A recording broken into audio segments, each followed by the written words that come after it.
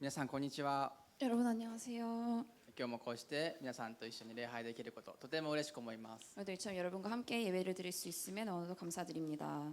暑くなったり雨になったりしてますけれど、みんな元気に過ごしてますか？ 더워지고 비도 오고 있는데 여러분 건강히 잘 지내고 있나요? ぜひ元気に過ごしてくださいね。 여러분 건강히 지내시길 기도합니다. はい、先週はですね、このルカの福音書の8章から種まきの例え話を聞きました。 저번 주에는 누가복음 8장 씨 뿌리는 비유를 얘기했습니다. イエス様はですね、御言葉を聞く人の心を4つの地に例えられました。 예수님은 말씀을 듣는 사람의 마음을 네 가지 밭에 비유해서 말씀하셨습니다. 皆さん4つ覚えてますか？ 그 네 가지 기억하고 있나요?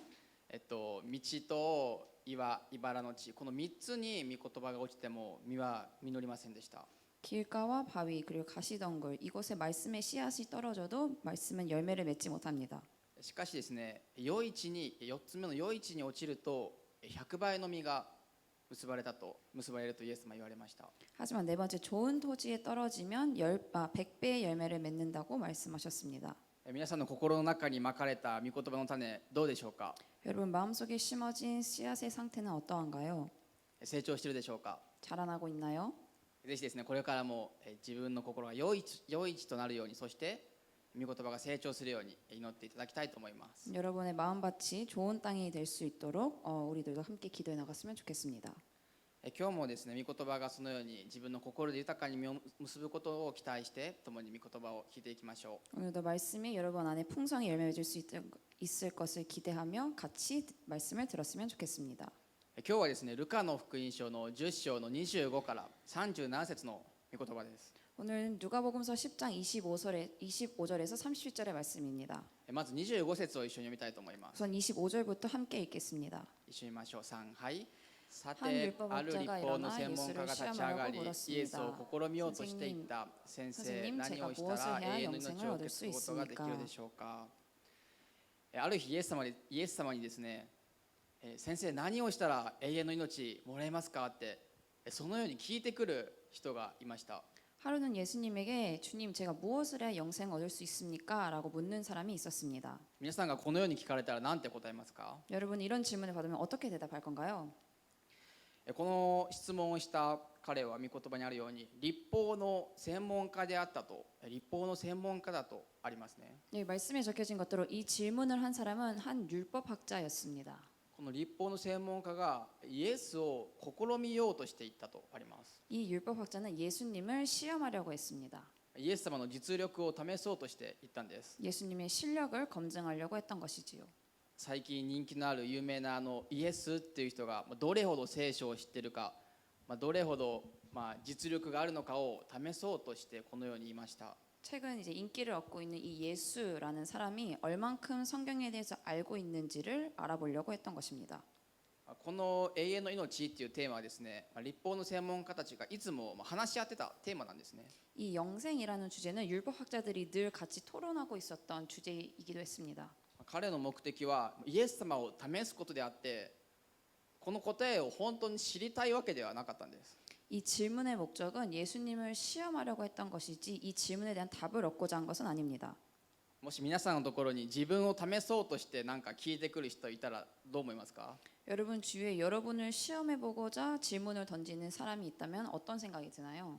あなたこれ知ってるってなんか偉そうに上から聞いてくる人いたらどう思うでしょうか？ 너 이거 알아? 라고 물어보는 사람이 있으면 어떨까요? 普通に面倒くさいしちょっとうざいと思いますよね。そういう人、 귀찮고 짜증이 나겠지요? こいつなんやねんと思うと思います。 얘 뭐야? 라고 생각하겠지요? しかしイエス様はですね、そのように迷惑がらずにこの試そうとした彼とよく話し合おうとされたんです。 하지만 예수님은 이것을 불편해하시지 않으시고 그와 함께 대화를 나누고자 하셨습니다. イエス様は何と言われたでしょうか？ 예수님은 뭐라고 하셨을까요? 26節一緒に見ましょう。 26절을 함께 읽겠습니다. 3、はい。イエス 예수께서 は彼に言われた 말씀하셨습니다. 立法には 율법에 何と 무엇이라 書いてあ 기록되어 りますか？ 있느냐? あなた 너는 はどう 그것을 読んで 어떻게 い 읽고 ます 있느냐? か？イエス様はですね、答えを言わずに質問に質問で問いで返したんです。 예수님은 이 질문에 대답하지 않으시고 질문을 질문으로 되물으셨습니다. イエス様も結構面倒くさい質問をしたんですね。 예수님도 꽤나 귀찮은 질문으로 돌렸죠. 今の時代で言うと今の時代はですね、携帯に聞けば何でも話しかければ何でも答えてくれますね。 우리가 지금 살아가는 시대는 우리가 핸드폰에 무엇이든 물으면 대답이 돌아오곤 합니다.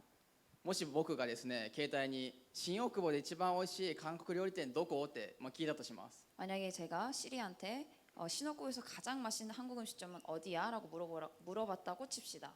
するとあなたはどこだと思いますかって携帯が自分に言ってきたらちょっとうざいですよね。 그렇다면 당신은 어디라고 생각합니까? 라고 핸드폰이 되돌아오면은 꽤 기분이 나쁠 것 같아요. イエス様はそのように質問に質問で返したんです。 예수님은 이처럼 질문을 질문으로 되받아치셨습니다. しかしここにはイエス様の大切な意図があったんですね。 하지만 여기에는 예수님의 굉장히 깊은 의도가 있었습니다. この質問した彼は立法の専門家なのでもちろん聖書に何て書いてあるか知ってました。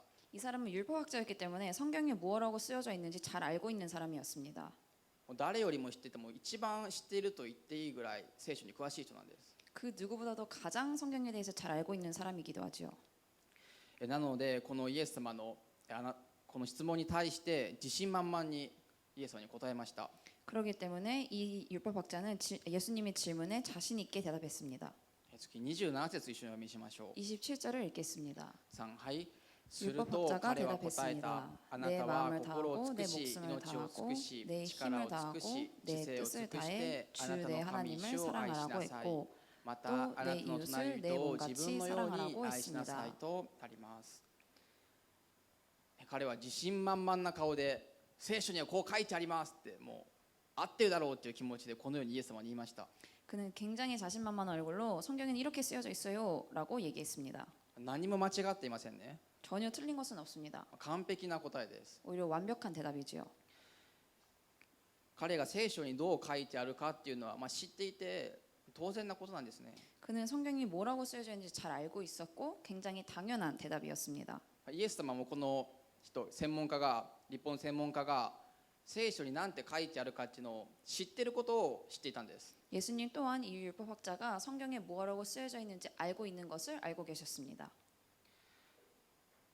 しかしですね先ほどの26節でイエス様が問われたものに何と書いてあるかっていうこれともう一つ大切な問いがありました。 하지만 아까 읽은 26절에는 뭐라고 쓰여져 있는가 이외에 또 하나의 중요한 질문이 하나 있었습니다. あなたはどう読んでいますかっていう質問です。 너는 그것을 어떻게 읽고 있느냐라는 질문입니다. イエス様はどっちかというとこっちのどう読んでいるかっていう質問の答えを聞きたかったんです。 예수님은 그 두 가지 질문 중에 이 후자 이 어떻게 읽고 있는가에 대한 대답을 듣고 싶어 했습니다. 彼がこの答えを知っていることを何て書いてあるかっていうのを知っていることを知った上でその御言葉をどう理解しているのかこの御言葉にどう生きているのかっていうことをイエス様は聞いたんです。 그는 성경이 뭐라고 쓰여져 있는지 알고 있는 것을 알고 계신 위에 이것을 어떻게 해석하고 있는지에 대해서 알고 싶으셨던 것입니다. 皆さんは御言葉をどう読んでいるでしょうか。 여러분은 말씀 어떻게 읽고 있나요? 先週はですねその種まきの例え話からどう聞いているかっていうことを聞きましたね。 우리는 저번 주에 그 네 가지 토양을 빗대면서 우리가 말씀을 어떻게 듣고 있는지에 대해서 배웠습니다. どう聞いているか今日のどう読んでいるか、言っていることは同じことです。 어떻게 듣고 있는지 어떻게 읽고 있는지 이것은 어떻게 보면 같은 질문입니다. 御言葉をどう受け取っているかっていうことです。 말씀을 어떻게 받아들이고 있느냐라는 질문입니다.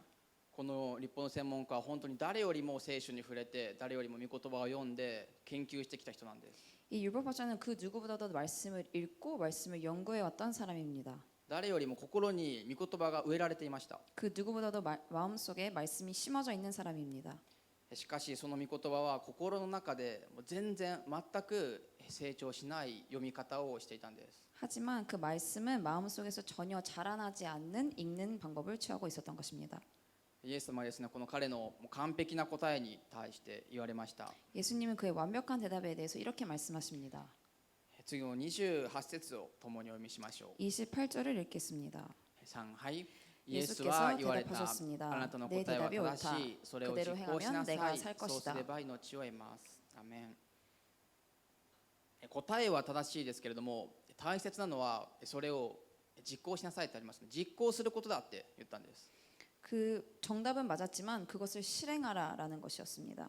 この御言葉を実行することがイエス様がこの彼に望まれたことです。 그 말씀을 살아내는 것이 하나님이 원하셨던 바입니다. 私たちに皆さんに望まれていることです。 우리에게도 하나님께서 요구하시는 부분이기도 합니다. 彼はですね、このように言われてどう思ったでしょうか。 그는 이 말을 듣고 어떤 생각을 했을까요? 皆さんが御言葉を実行しなさいって言われたらどう思いますか。 여러분은 그 말씀을 살아내라라는 얘기를 들으면 어떤 생각이 드나요? 御言葉を実行しなさいって言われるときにですね、私たちは御言葉を実行できない自分に気づかされると思うんです。 그 말씀을 살아내라라는 말을 들었을 때 우리는 그 말씀대로 살지 못하는 우리의 모습을 알게 됩니다. 言葉では正解を言えても御言葉に生きていない自分がいることを教えられるんです。 말로는 정답을 말해도 그 말씀을 살아내지 못하는 우리들이 있습니다. 彼はそんな自分がいることを示されてさらにですね、無気になっていました。 그는 이 율법학자는 그 말씀을 살아내지 못하는 자신의 모습을 보고 이렇게 질문합니다. 次の29節一緒にお読みしましょう。 29절을 함께 읽겠습니다. 3、はい。しか 그런데 し 이 彼は自 율법학자는 分が正し 자신이 いことを 옳다는 示 것을 そうとし 보이려고 てイエスに 예수께 言った。 물었습니다. では私の 그러면 隣 누가 人 제 とは 이웃입니까? 誰ですか。彼は私の隣人とは誰ですかって話題を変えました。 그 이 율법학자는 그러면 누가 제 이웃입니까? 라고 화제를 돌렸습니다. 彼はここでも御言葉にもありますけれども、自分の正しさを示したかったんです。 그는 여기서도 자신의 올바름을 보이고 싶어 했습니다. 自分は隣人をですね、愛していることに自信がありました。 그는 이웃을 사랑하고 있다는 자신이 있었기 때문입니다. イエス様にですね、隣人はあなたの近くにいる人ですって言われたら、イエス様、私は隣人をとても愛していますってどやっとしてですね、自信満々に言いたかったわけです。 만약 예수님이 이웃이란 너의 주변에 있는 사람이야 라고 얘기하시면 예수님 저는 그 사람들에게 친절히 대하고 있습니다 라고 얘기하고 싶었던 것입니다. 自分は隣人に本当に優しくしているし大切にしている、うまくやってるよと自分の正しさをですね、示したかったんです。 저는 이미 이웃을 사랑하고 있다고 잘하고 있다고 자신의 올바름을 보이려고 했던 것입니다. イエス様はこの彼の問いに直接答えることはされませんでした。 하지만 예수님은 이 율법학자의 질문에 직접 대답하지 않으셨습니다. この人があなたの隣人だよってそう分かりやすく言うことはしなかったんです。 바로 이 사람이 너의 이웃이야 라고 대답하지 않으셨습니다. 彼の心を知った上で答えではなくて本当に彼にとって必要なことを教えられたんです。 그 질문의 의도를 이해한 이상 하나님께서는 그 정답이 아닌 정말로 필요하신 말씀을 비유로 다시 얘기하십니다. 先週ですね、種まきのその例え話を聞きましたけれども、イエス様はとても大切なことを教えるときに例え話を用いられるということを言いましたね。 우리 저번 주에도 그 씨 뿌리는 비유를 얘기할 때 예수님께서 굉장히 중요한 말씀을 하실 때 비유를 이용하신다는 것을 얘기했습니다. これからイエス様は彼らに例えで教えられるんですけれども、この例え話は良きサマリア人と呼ばれています。 지금부터 예수님이 하신 말씀은 좋은 사마리아인이라는 비유입니다. そのイエス様の例え話聞いていきたいと思います。 이 비유를 함께 읽어 나갔으면 좋겠습니다.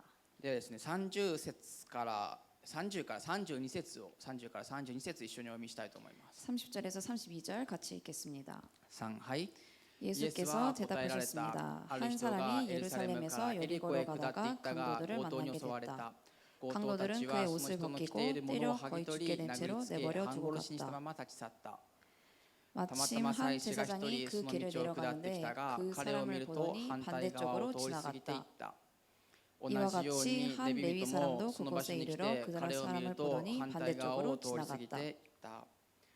ある日ですね、エルサレムからエリコっていうところに下る道があるんですけれども、そこに一人の人がそこのエリコに道を通って行っていました。 하루는 예루살렘에서 여리고로 가는 그 길을 어떤 한 사람이 지나가고 있었습니다. 今でいうと東京から地方にその行く道を歩いている、行っているっていう状況ですね。 지금으로 말하자면 동경에서 다른 지방으로 가는 하나의 그 길을 어떤 사람이 걷고 있던 것입니다. このエリコへの道は結構長くてですね、数十キロぐらいあるんですけれども、そのような道でした。 이 여리고로 가는 길은 굉장히 유명한 길로 수십 킬로미터가 되는 굉장히 긴 길이었습니다. そしてこの道は荒野であって岩もたくさんあって、何より強盗山賊が多くいました。 그리고 이 길은 비포장도로로 바위도 많고 산적들도 많이 있었던 곳입니다. このたくさんある岩の後ろにそう強盗が隠れて人が通ったら人を襲って物を取るっていう強盗がたくさんいたんです。 그럼 이 바위 뒤에 숨어 있던 강도들이 나와서 지나가는 사람들을 공격하곤 했습니다. もうこのイスラエルの人々はこの道は危ない、この道は山賊が出るっていうことをみんな知っていました。 그렇기 때문에 이스라엘 사람들은 이 길은 굉장히 위험한 길이라는 것을 다들 알고 있었습니다. イエス様はですね、相手に合わせて分かりやすいようにですね、例え話をされたんです。 예수님은 이 이야기를 듣는 사람들이 알기 쉽게 실제로 있는 길을 이용을 해서 이 비유를 얘기하신 것입니다. このある人って御言葉にありますけれども、このある人っていうのはユダヤ人のことですね。 여기서 말하는 한 사람이란 유대인을 가리킵니다. このユダヤ人、彼はですね、強盗に服を剥ぎ取られて殴りつけられて半殺しにされたってあります。 그는 강도들에 의해서 옷이 벗겨지고 때려 거의 죽게 된 채로 있었다고 쓰여져 있습니다. めっちゃひどくないですか？ 굉장히 나쁘죠. この服をもう取られて殴りつけられて半殺しにされるんですよ。やばくないですか？ 옷이 벗겨지고 때려 죽여서 맞아서 거의 죽기 직전의 상태로 길가에 쓰러져 있는 상황입니다. ほとんど裸で道に倒れてて今にも死にそうっていう状況です。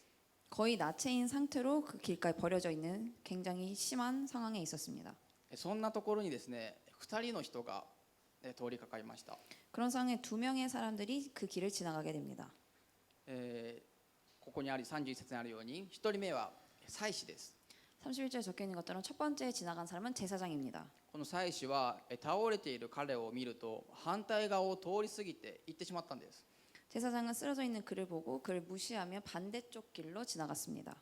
倒れている人と関わらないようにして無視して歩いていってしまったんですね。 그 길가에 쓰러져 있는 사람과 관여하지 않으려고 무시하면서 갔습니다. とても助けなかったのはひどい人ですね。 그 사람에게 도움의 손길을 베풀지 않은 굉장히 나쁜 사람이죠. そして2人目がレビ人です。 그리고 두 번째 사람은 레위 사람입니다. レビ人もまた祭司と一緒のように反対側を通って無視して行っちゃったんです。 레위 사람도 제사장과 같이 그 사람을 보고 반대쪽으로 지나갑니다. このさっきの祭司とレビ人っていうのは神殿で神様に仕える礼拝を司る取り扱うリーダーの人です。 이 제사장과 레위 사람은 둘 다 성전에서 하나님을 위해서 봉사하는 리더입니다. 現代で言うと牧師先生の立場ですね。 현대로 비유하자면 목사님과 같은 위치에 있는 사람들입니다. この例え話を聞いている立法の専門家と同じようなグループ、同じような立場にいる人々です。 어떻게 보면 이 이야기를 듣고 있는 율법학자들과 비슷한 상황에 비슷한 지위를 갖고 있는 사람들입니다. 誰よりも御言葉に触れている彼がその人に関わらないように無視して通り過ぎていっちゃったんです。 그 누구보다도 말씀을 잘 알고 있는 그들은 그 길가에 쓰러져 있는 사람과 관여하지 않고 지나가 버리고 맙니다. 子供でも倒れてる人がいたら大丈夫ですかって言うと思いますけれども、この2人は無視していっちゃいました。 어린 아이라도 쓰러져 있는 사람 보면 괜찮나요? 라고 물어볼 텐데 이 사람들은 그것조차 하지 않고 지나가 버립니다. しかしこの2人がこの死んでいるかもしれない倒れている人を無視したことに納得できるような理由も一応あるんです。 하지만 이 사람들이 그 길가에 쓰러져 있던 사람들을 무시하고 지나간 데에는 어떻게 보면 타당한 이유도 있었습니다. もし自分がですねこの倒れている人を助けていってたら助けている途中に襲われるかもしれないんです。 왜냐하면 그 길가에 쓰러져 있는 사람을 도우고 있는 중에 강도들의 습격을 당할 수도 있기 때문입니다. そのようなこともよく実際にあったんですね。 왜냐하면 실제로 그 일이 있기도 했었으니까요. そしてですね、何よりも当時の教えには死んだ人、死体を触ると1週間自分が汚れてしまうっていう大切な教えがあったんです。 그리고 무엇보다도 그 당시의 가르침에서는 시체를 만지게 되면은 한 일주일 동안은 불결한 자로서 취급을 당했었습니다. もし死んでいるんだったら触ったらダメだから通り過ぎようって思いました。 만약에 진짜로 죽어 있다면 만지면 안 되기 때문에 지나가자라고 생각을 했죠. 助けていても途中で死んでしまってもダメだから早く行ってしまおう。 만약에 돕고 있던 도중에 그가 죽어버리면 안 되니까 그냥 무시하자. 自分が汚れたら次の礼拝の奉仕できないからもう早く行こうってそのように思ったんです。 만약에 내가 불결해지면 그 다음 예배에서 사역을 할 수 없기 때문에 그냥 지나가자. 2人はですね彼が生きているかも確認しませんでした。 이처럼 이 두 사람은 그가 살아있는지조차도 확인하지 않았습니다. 他の人が助けてくれるだろうって思っていたでしょう。 만약 살아있더라도 다른 어떤 누군가가 도와주겠지라고 생각을 했었을 것입니다. 神様に仕えるこの2人は誰よりも御言葉を読んでいるのに倒れている人を無視して反対側を通り過ぎていったんです。 그 누구보다도 하나님의 말씀을 잘 알고 하나님의 일을 했던 그 사람들은 반대쪽 길로 지나가 버립니다. 彼らには仕事やもちろん自分、時間など生活などいろんな守るべきものがあったんですね。 왜냐하면 그들에게는 자신의 직업 및 지위, 생활 및 시간 등 지켜야 할 것들이 많았기 때문입니다. そして自分たちは聖書に書いてある通りにしただけですよ、だって下に触ったらダメじゃないですかって、そのように自分を正当化しようとしていたんです。 그러고는 우리는 성경에 쓰여져 있는 대로만 했어요라고 합리화하려고 했습니다. イエス様はこのことを通して答えは正しい聖書の生き方、読み方は間違っているのだと、そのように答えは正しいけれども聖書の生き方が間違っているんだって律法の専門家に教えたかったんです。 이처럼 예수님은 그 율법학자에게 너의 대답은 맞지만 너는 성경대로 살고 있지 못하다고, 성경의 읽는 방법이 틀렸다는 것을 가르치려고 했습니다. そしてイエス様は丁寧に優しく正しい生き方、聖書の読み方も教えてくれました。 그러고는 친절히 성경대로 살아내는 방법에 대해서 가르치십니다. この例え話の後半の部分ですね。 이 비유의 후반부에 나와 있지요. それが33節から35節です。 33절에서 35절 33から35節一緒にお読みしたいと思います。 함께 읽겠습니다. 3、はい。ところ 그러나 が 어떤 旅をして 사마리아 いた 사람은 一人 길을 のサマリア 가다가 人 그 はその 사람이 人 있는 のところ 곳에 に来る 이르러 と見 그를 てか 보고 わいそうに 불쌍한 思っ 마음이 た。 들어 そして 가까이 近寄っ 다가가 て傷に 상처에 オリーブ油 기름과 とブドウ 포도주를 酒を 바르고 注いで包 싸맸다. 帯をし、自分の家畜に乗 그러고는 그 せて 사람을 자기 宿屋に連 짐승에 れて行っ 태워서 て 여관에 解 데려가 放 잘 した。 보살펴 주었다. 次の日 이튿날 彼 사마리아 は 사람은 デナリ2 여관 枚を取り 주인에게 出し 이 宿屋の 데나리온을 主人に 주며 渡していった 저 사람을 解 잘 放してあげてくだ 돌봐주시오. さい。もっと費用が 돈이 かか 더 ったら 들면 내가 私 돌아와서 が帰りに払い 갚겠소라고 ます。 말했습니다. サマリア人は倒れている彼のところに来てかわいそうに思ったと、そのようにあります。 이 사마리아인은 쓰러져 있는 사람을 보고 그를 불쌍히 여겼다고 적혀져 있습니다. さっきですね、この倒れている人はユダヤ人だと言いましたね。 방금 전 쓰러져 있는 사람은 유대인이라고 했는데요. ユダヤ人にとってサマリア人っていうのは一番大嫌いな嫌うべき人だったんです。 이 유대인들에게 있어서 사마리인이라는 존재는 가장 싫어하는 사람들이었습니다. 宗教も違いますし、もう彼らと交わろうともせず、もう会話しようともせず、そのような嫌うべき人でした。 그들과는 종교도 다르고 그들과 일체 관여하고 싶지 않은 경멸하는 존재였습니다. あいつらは偶像を信じてるしダメだ、触れたら汚れる、仲良くしないでおこう。サマリア人とは関わらないユダヤ人はみんなそう思っていたんです。 그들은 우상을 믿고 있고 불결한 자들이야. 저들과는 어울리면 안 돼라고 모든 유대인들은 생각하고 있었습니다. もちろんサマリア人は自分がユダヤ人にそう思われている、嫌われているっていうのは知っていました。 그리고 물론 그 사마리아인 또한 유대인들이 자신들을 어떻게 바라보고 있는지 알고 있었습니다. そんなサマリア人が倒れているユダヤ人をかわいそうに思い、向こう側からやってきたんです。 그런 사마리아 사람이 그 길가에 쓰러져 있는 유대인을 불쌍히 여기고 반대쪽에서 넘어온 것입니다. このユダヤ人とサマリア人というのは私たちクリスチャンと仏教とか異端の人とかもうそれぐらい本当に全然違う存在なんです。 이 유대인과 사마리아인의 관계는 우리가 같은 기독교인과 불교 혹은 이단의 종교를 갖고 있는 사람들과 같이 굉장히 다른 사람들이었습니다. もしそのサマリア人がユダヤ人を助けても助けた彼に私サマリア人に助けられたユダヤ人だったらよかったのに、そのように思われてしまうのが当然ですね。 그래서 만약에 이 사마리아 사람이 이 사람을 도와줘도 유대인은 나 사마리아 사람이 도와줬네, 유대인이 도와줬으면 더 좋았을 텐데라는 생각이 들 정도로 서로를 유대인이 사마리아인을 굉장히 싫어하는 관계였습니다. しかしこのサマリア人はかわいそうに思ったっていう理由だけで向こうからこっちに来てくれたんです。 하지만 이 사마리아인은 단순히 불쌍하다라는 이유로 그 반대쪽에서 건너온 것입니다. そしてサマリア人は旅の常備薬のこのオリーブ油とブドウ酒を彼に注いで彼を手当て解放しました。 그리고 사마리아인은 이 여정의 상비약과도 같은 올리브유와 포도주를 이용해서 그를 도와주었습니다. 自分の家畜に乗せて宿屋にも連れて行って解放したんです。 그를 자기 짐승에 태워서 여관에 데려가 주었습니다. 助けている間にもちろん自分が襲われてしまうかもしれないんです。 이 사람을 도우고 있는 중에 자신도 이 도적들의 습격을 당할 수도 있었습니다. 仲間のサマリア人からは、うわあいつユダヤ人と関わってるよ、ユダヤ人助けてるよって思われるのが当然です。 혹은 같은 사마리아인으로부터 유대인을 돕고 있다고 비난당했을 수도 있습니다. しかしかわいそうに思って彼を助けたんです。 하지만 그를 불쌍히 여기고 그를 도왔습니다. その理由だけで向こう側からこちら側にやってきたんです。 그가 단순히 불쌍하다는 이유로 반대쪽에서 넘어온 것이지요. そして次の日ですね、宿屋の人にお金を渡して足りなければ私が払うので、そのように言いました。 그리고 이튿날 사마리아 사람은 그 여관 주인에게 돈을 주며 부족하다면 제가 돌아와서 갚겠습니다라고 얘기합니다. 自分の行動が無駄になるかもしれない、報われないかもしれない、そのように分かっていてもとっても優しくしたんです。 자신의 행동이 보상받지 못할 수도 있다는 것을 알면서도 그에게 친절을 베풀었습니다.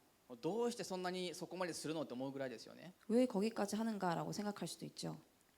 私たちは、もし倒れている人がいたら救急車を呼んだら責任を果たしたと思います。 우리는 쓰러져 있는 사람 보면은 구급차를 불러주는 것만으로 우리의 책임을 다했다고 생각할 겁니다. もちろん救急車を呼んだら責任を果たすと思います。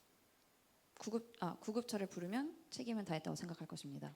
しかしですね、この人は救急車を呼んで病院までついて行って病院の人にお金を払って足りなかったらまた言ってくださいっていうぐらい優しかったんです。 하지만 그는 그 구급차를 부르는 것에 그치지 않고 구급차를 타고 같이 병원에 가서 그 병원비를 지불하며 그것이 부족하다면 제가 내겠습니다라는 지경이었습니다. イエス様が求められているこの愛の行動っていうのはこういうことなんですね。 예수님께서 우리에게 요구하시는 사랑의 행위란 이런 것을 뜻합니다. サマリア人のようにかわいそうって思って相手を憐れむ愛の行動なんです。 이 사마리아 사람과 같이 불쌍하다는 다른 사람을 불쌍하다고 여기는 그 긍휼의 사랑의 행동입니다.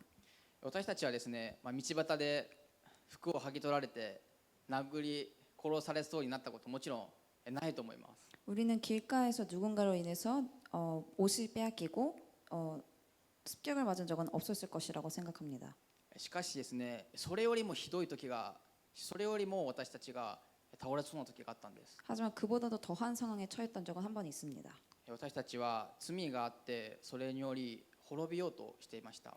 우리에게는 죄가 있어서 그로 인해 멸망할 지경에 있었습니다. そんな時に私たちが滅びそうな時に絶対に罪人と関わることがないお方が、絶対違うところにいるお方が向こう側からこっち側に来てくださったんです。 그런 상황에서 절대로 죄인과 교제하지 않을 것과 같은 분이 그 반대편에서 우리가 있는 곳으로 찾아오셨습니다. このサマリア人のようにたった一人だけが全てを捨てて自分のところに来てくださったんです。 이 사마리아인과 같이 단 한 사람만이 모든 것을 버리고 우리가 있는 곳으로 찾아오셨습니다. イエス・キリストです。 바로 예수 그리스도입니다. このサマリア人はイエス様の愛の行動でした。 이 사마리아인이 베푼 사랑은 예수님의 사랑의 행동이었습니다. 聖なる神様と罪人である私たちです。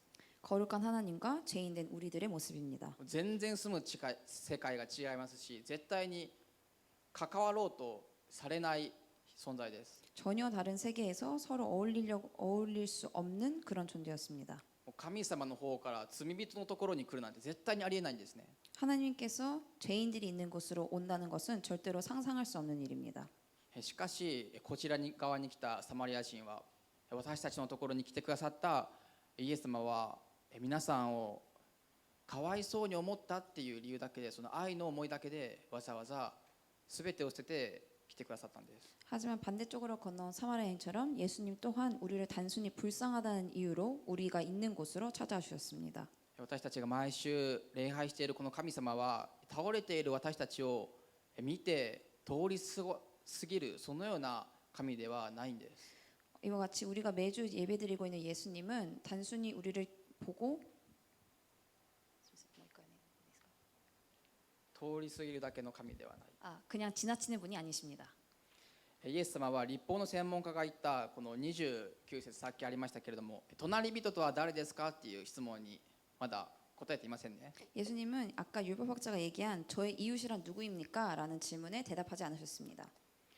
イエス様は36節でこのように言われました。 예수님은 36절에서 이와 같이 말씀하십니다. 一緒に読みましょう。 같이 읽겠습니다.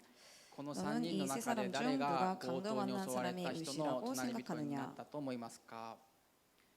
イエス様はまたです。また質問に対して質問で答えました。 예수님은 다시 한번 이 질문을 질문으로 되물으십니다. この彼に気づいてほしいんですね。 왜냐하면 그가 깨닫길 원하시기 때문입니다. で皆さんに気づいてほしいんです。 여러분이 깨닫길 원하시기 때문입니다. 自分が誰の隣人なのかではなく、自分が誰の隣人になるのかっていうことを気づいてほしかったんです。 내가 누구의 이웃인가가 아니라 내가 누구의 이웃이 되어줄 수 있는가를 생각하길 원하시기 때문입니다. 祭司とレビ人、そしてサマリア人、誰がこの倒れている人の隣人になったでしょうか？ 제사장과 레위 사람 그리고 사마리아인 이 셋 중 누가 길에 쓰러져 있는 사람이 이웃이 되어 주었나요? 今日の最後の箇所の37節一緒に読みたいと思います。 오늘 마지막 말씀 37절을 함께 읽겠습니다. 一緒に見ましょう。3、はい。彼は言っ 율법학자가 た 대답했습니다. その人に憐れみ 자비를 深い 베푼 行いをした 사람입니다. 人です。するとイエス 예수께서 は言わ 그에게 れた。あな 말씀하셨습니다. たも言って 너도 同 가서 じよ 이와 うに 같이 しな 하여라. さい。アーメン。ここで彼は愛のない自分を認めたと思います。 여기서 그는 사랑이 없는 자기 자신의 모습을 인정하게 됩니다. またですね、さらにイエス様を試してまた自分の正しさを示すってこともまたできたかもしれません。 어떻게 보면 다시 한번 예수님을 시험하고 자신이 올바름을 증명하려고 했을 수도 있었을 것입니다. また話をそらすこともできたんです。 다시 한번 화제를 돌릴 수도 있었습니다. しかし自分には隣人も神様も愛する心がないんだって彼はこの時知ったんです。 하지만 자기 자신에게 이웃을 사랑하는 하나님의 사랑이 없다는 것을 깨달았습니다. 今まで聖書をたくさん読んできた自分は今まで本当にその御言葉を教えてきた自分は何だったんだって思ったと思います。 지금까지 누구보다도 성경을 읽고 성경을 잘 아는 자기는 무엇이었는가라는 생각을 했을 것입니다. 御言葉に自分が生きてないことを気づかされたんです。 그 말씀대로 살아나가지 못하고 있는 자기 자신의 모습을 깨닫게 된 것입니다. そしてこの御言葉にあるように隣人となったのは憐れみ深い行いをした人ですと答えました。 그리고 이 말씀에 나온 것처럼 이웃이 된 것은 자비를 베푼 사람입니다라고 알게 되었습니다. するとイエス様は言われました。あなたも行って同じようにしなさい。 그래서 예수님은 대답하셨습니다. 너도 가서 이와 같이 하여라. 同じようにするっていうのはもちろんイエス様と同じようにするっていうことです。 이와 같이 하다라는 것은 예수님과 같이 똑같이 행동하는 것을 말합니다. 人を憐れんでかわいそうに思ってどこまでも自分を犠牲にするっていうことです。 사람을 불쌍히 여기고 나를 희생하는 그런 것을 의미합니다. 弱い者の味方になるっていうことです。 약한 자들의 이웃이 되어주는 것입니다. 反対側にいるような人のところに自分が行くっていうことです。 나와 반대쪽에 있는 반대의 처지에 있는 사람에게 찾아가는 것을 얘기합니다. 何よりも御言葉に生きるっていうことです。 무엇보다도 말씀을 살아내는 것을 얘기합니다. 今日皆さんはこのイエス様のように生きることへと招かれているんですね。 오늘 여러분은 예수님과 같이 살기를 초청받은 사람들입니다. きっとこの時イエス様は優しい顔を優しい目をしていたと思うんです。 분명 예수님은 이 율법학자 얘기하고 있을 때 굉장히 친절한 눈으로 바라보고 있었을 거라고 생각합니다. 自分を試そうとするそのちょっと上からな挑発的な彼に愛を持ってちゃんと教えてあげたんです。 자신을 시험하려고 했던 도전적이었던 그 율법학자에게 사랑을 가지고 그를 대해 주었습니다. そして憐れみ深く誰かの隣人となる人生を始めていこうって教えてあげてそれに招いてくださったんです。 그리고 자비를 갖고 우리의 누군가의 이웃이 되어준 인생을 살자고 그 율법학자를 초청했습니다. まず行ってあなたも行ってそして同じようにしなさいって言われたんです。 그러므로 너도 먼저 가서 이와 같이 하여라라고 말씀하셨습니다. 彼はこのイエス様との会話の後聖書の読み方が変わったと思います。 그는 예수님과 이 대화 이후에 성경을 읽는 법이 달라졌을 것입니다. 今まで聖書に何て書いてあるかそれを議論しちゃう研究しちゃうだけの読み方でした。 지금까지는 성경에 무엇이라고 적혀져 있는지 토론만 하는 성경 읽는 법을 했었을 것입니다. しかし多くの人の隣人となる読み方をこれからしていったと思うんです。 하지만 이 이후에는 다른 사람들이 이웃이 되어주는 성경 읽는 법을 취했을 것입니다. 皆さんが隣人となるべき人は誰でしょうか。 여러분이 이웃이 되어줘야 될 사람들은 누구인가요? その人は自分と反対側にいる人かもしれません。 그분은 여러분과 반대쪽에 있는 사람일지도 모릅니다. 今まで見て見ぬふりをしてきた人かもしれません。 지금까지 보고도 못 본 채 했던 사람들일지도 모릅니다. 学校やパワーウェーブの友達、家族や家族かもしれません。 학교나 파워웨이브 내 친구들 혹은 가족들일지도 모릅니다. もちろんですね、イエス様と同じようにすることとても難しいことだと思います。 물론 예수님과 같이 행동하는 것은 굉장히 어려울 것이라고 생각되어집니다. 自分には愛がないと思い、自分には無理だって思う時あると思うんです。 내 안에는 사랑이 없어서 할 수 없어라고 생각되어진 때도 있을 것입니다. そんな時にはぜひイエス様が向こう側から自分のところに来てくださったその愛を思い起こしてほしいと思います。 그런 생각이 들 때면 예수님처럼 우리가 있는 곳으로 찾아와 주신 것을 기억하길 원합니다. そうして私たちはイエス様から愛を学んでいって同じようにすることができるんです。 이와 같이 우리는 예수님의 사랑을 배워서 찾아가서 예수님과 같이 행동하는 것입니다. それが神様が望まれていることなんです。 이것이 바로 하나님께서 우리에게 원하시는 바입니다. その思いに応えて御言葉を実行する聖書の見方、生き方を共に歩みたいと思います。 이와 같이 예수님의 소망에 우리가 반응하는 말씀대로 살아나가는 성경을 읽는 방법을 우리가 행했으면 좋겠습니다. あなたも言って同じようにしなさい。この御言葉が皆さんの心の中で豊かに実を結ぶことをお祈りします。 너도 가서 이와 같이 하여라라는 말씀이 여러분의 마음속에 열매 맺는 인생이 되길 기도합니다. この語られた御言葉に応答してもう一度賛美とお祈りを捧げたいと思いま 이 す。 말씀에 응답하며 우리 다시 한번 찬양과 기도를 올려드리겠습니다.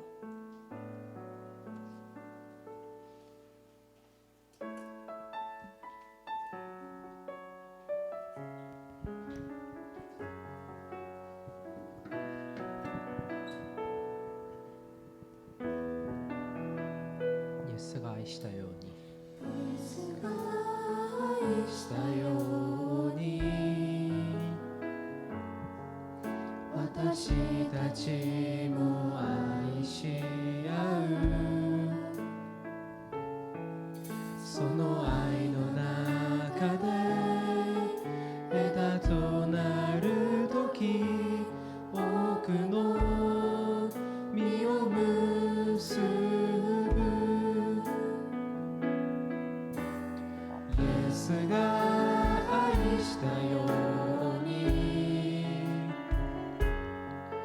私たちも愛し合う人が友のため命を捨てるほどの愛はない共に支え合い共に助け合うイエスの愛で共に祈り合い共に笑い合うイエスの愛の中